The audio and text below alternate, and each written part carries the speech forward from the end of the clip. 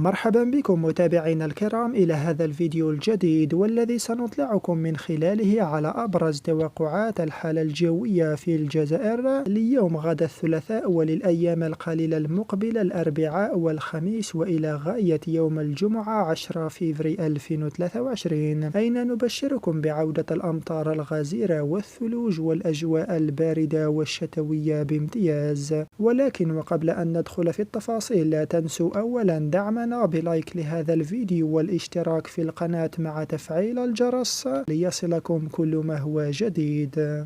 إذا بالنسبة ليوم غدا الثلاثاء أجواء غائمة بكل الولايات الشمالية للوطن، لكن بدون فعالية ما عدا احتمال لتساقط لبعض الزخات من الأمطار نحو السواحل الشرقية وبأقصى الغرب مع أجواء مستقرة جنوبا. يوم الأربعاء 8 فيفري سنسجل دخول لجبهة هوائية باردة بعد الظهيرة مصحوبة بتساقط لأمطار غزيرة محليا بكافة المناطق الشمالية الشرقية والوسطى، وبأقل حدة مناطق الوسط الغربي، وتحديدا بكل من القالة طارف عنابة سكيك داقالما سقهرة قسنطينة ميلا جيجل بجاية سطيف برج بوعريريج تيزي وزو بومرداس العاصمة طيبازا شلف زخات متفرقة بشمال المدية عين الدفلة البليدة البويرة. يوم الخميس 9 فيفري ستستمر الأمطار في التساقط بالجهة الشرقية والوسطى للوطن وعلى فترات، وتحديدا بالمناطق الممتدة من الطارف وصولا إلى طيبازا، مع احتمال لعودة الثلوج على المرتفعات الشرقية والوسطى للوطن التي يزيد علوها عن 800 متر فوق سطح البحر.